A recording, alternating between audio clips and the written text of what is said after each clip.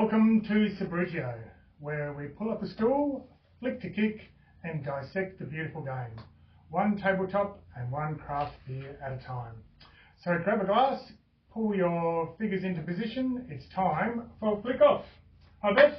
Hi Adrian, how you going? What beer have you got for us today? I've got a special treat. I'm not sure. Oh yes, let's start the clock. Let's not jump the gun like we normally do. 3, 2, 1, play. So I got a special treat for both, so we're kind of special. Foster's classic. I don't know if I've ever had a Foster's, and it's not un-Australian for those out there. Most Australians don't ever drink this. I remember seeing it on tap as a kid. Yep. Made it a light, and at a touristy bar called Bobby Dazzler's in Perth when I moved to Perth. Nearly 30 years ago. They're the only place I've seen it on tap even. So anybody watching outside of Australia, if anyone is watching, everyone thinks we drink Foster's. We don't. Oh, no. I have never had a Foster's. I believe it's Crown Lager. What they export as Foster's is Crown Lager locally. Oh, okay. I think. But let's just urban myth.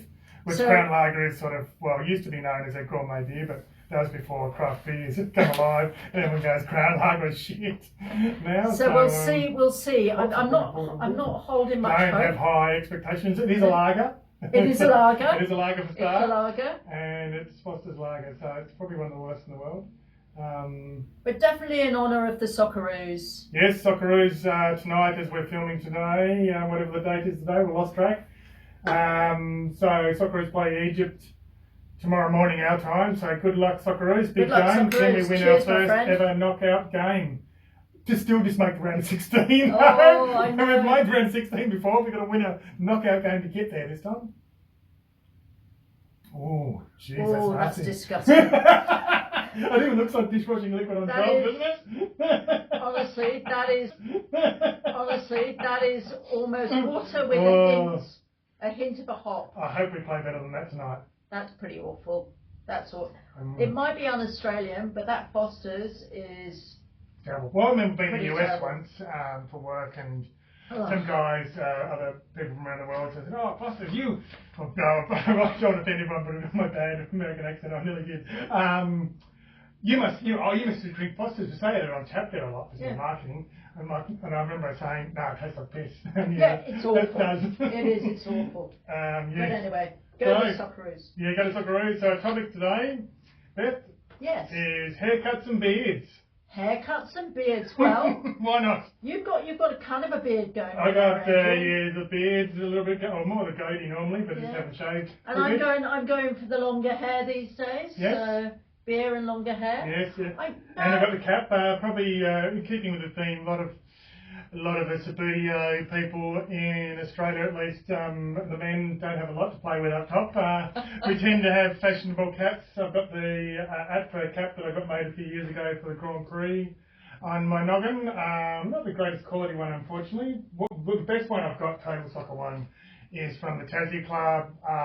So the Hobart TFC, Yago got these done. Really good quality ones, even got the name of who he made them off, because they're proper badges we were talking about before, rather than just being printed.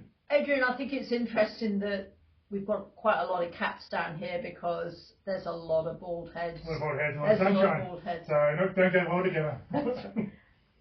But talking of... No, sorry, you had some good beers from overseas, didn't you? Do you want to get into that first? Well, talking just Subbuteo at the moment. Subbuteo, yes. Subbuteo first. We do have quite some impressive beards overseas, and I think I'd just like to say a big shout out to the Derry Football Club, Table Football Club, because both those boys, Grumpy Lawrence. I don't know if it's called Grumpy. Maybe I haven't met him in person nowadays.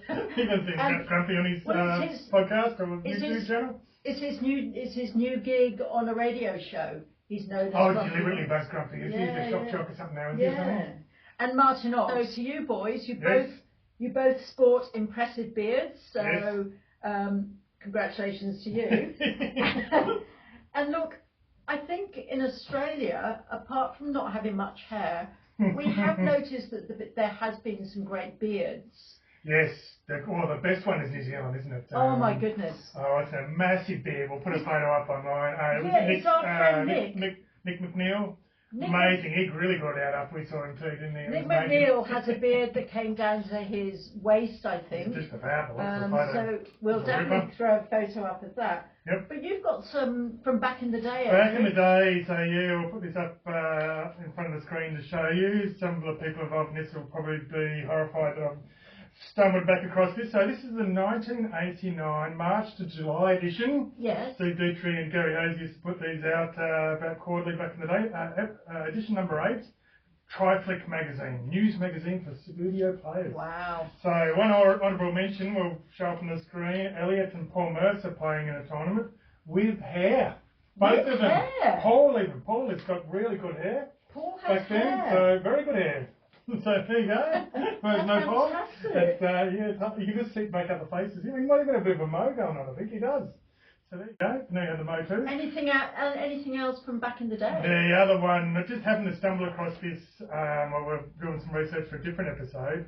There's an entire article on Robert Green's haircut. Because he didn't want to pay any more than $9.50 every 3 months for a haircut, so he got a nice, quick and easy one.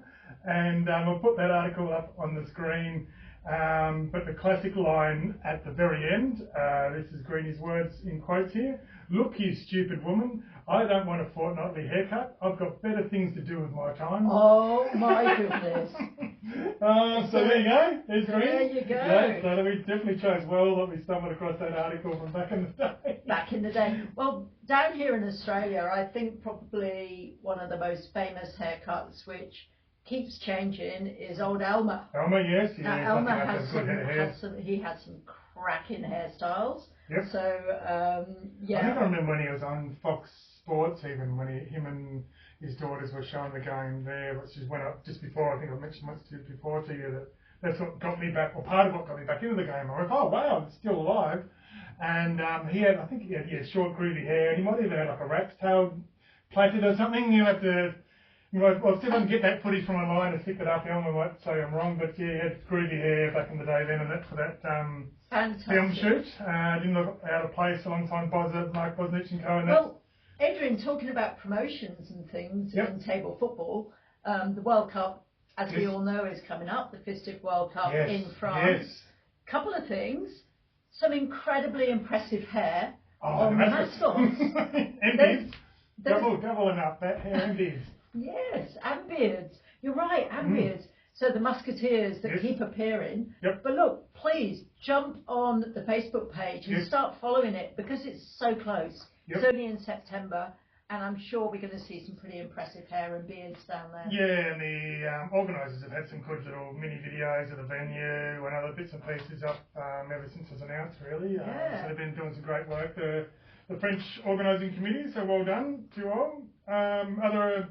One or two other honourable mentions from me for local hairdos. Steve Diasanos from West Sydney had a brilliant mohawk last year, was it, or something? That mohawk. I was disappointed when he got rid of that. It actually really suited him. I'm not pulling the piss out of it. It looked really good.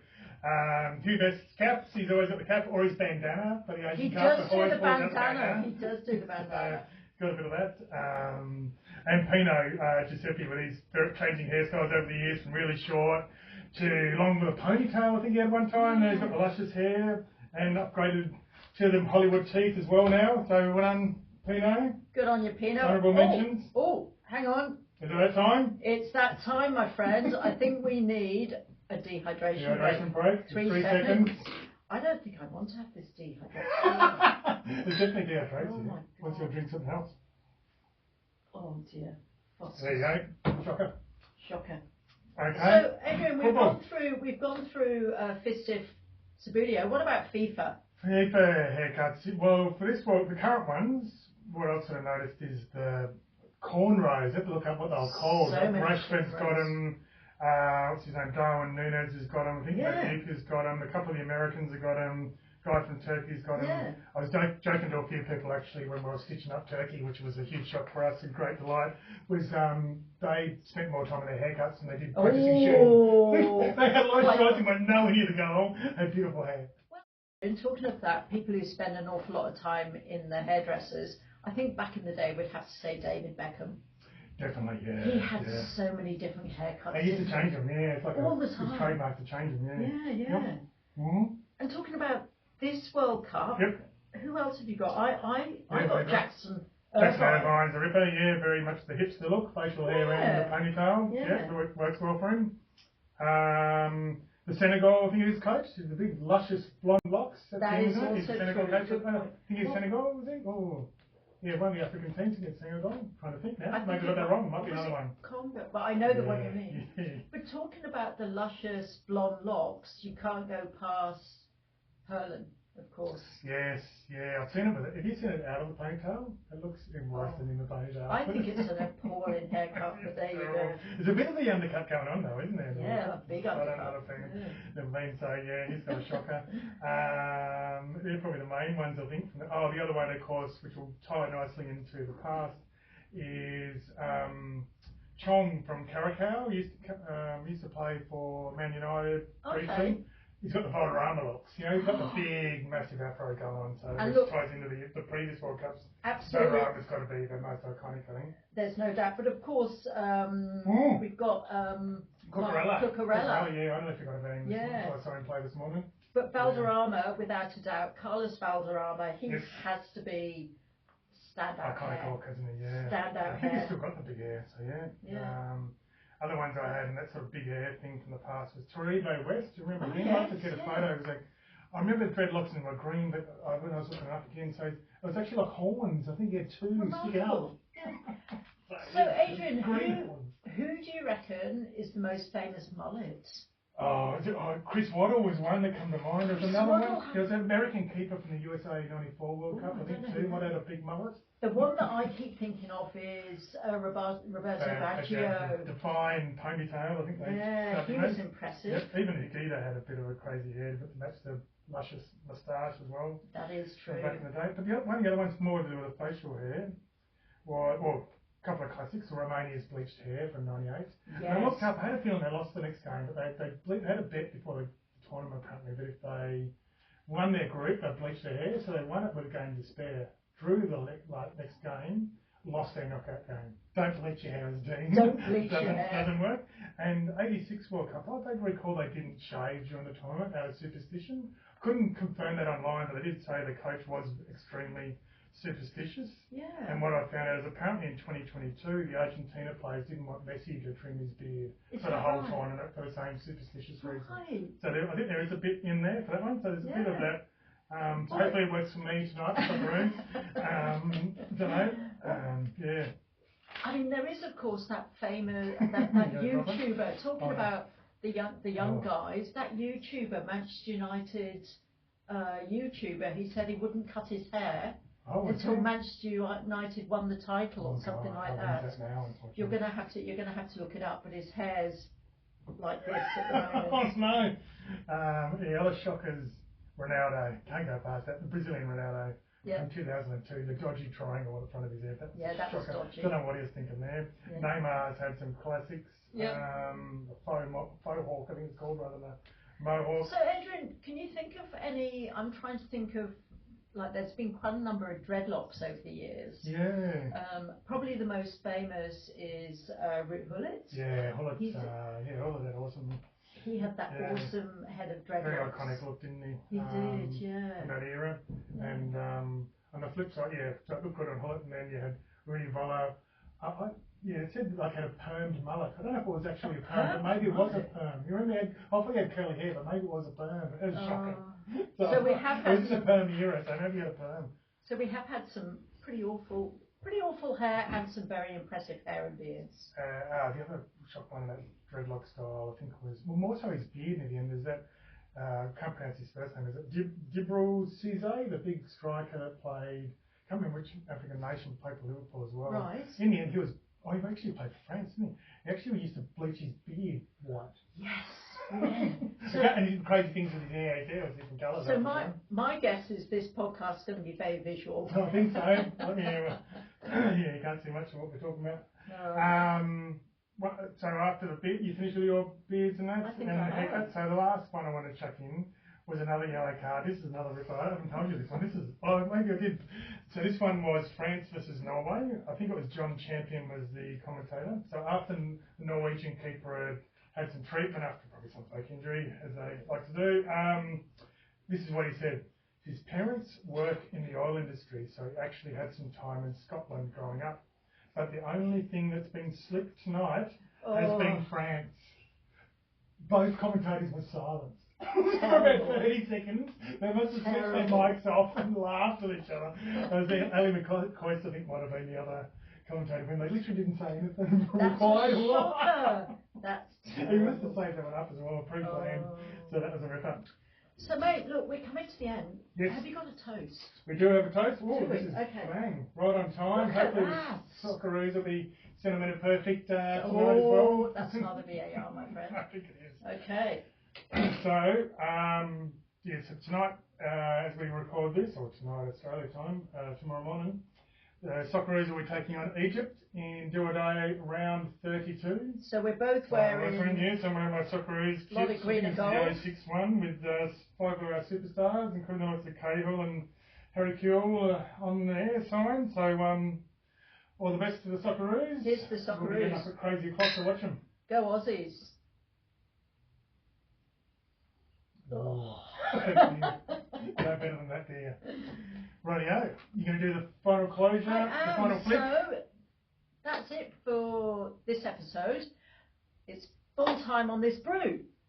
Whether you're nursing a heavy stout or a fruity hazy, remember, in Subbuteo and in the pub, the best times are the ones you share with a mate. So, keep your players upright, your glasses full, and we'll see you at the next flick off. Cheers, mate. Cheers, Beth. Go Socceroos! Go Socceroos!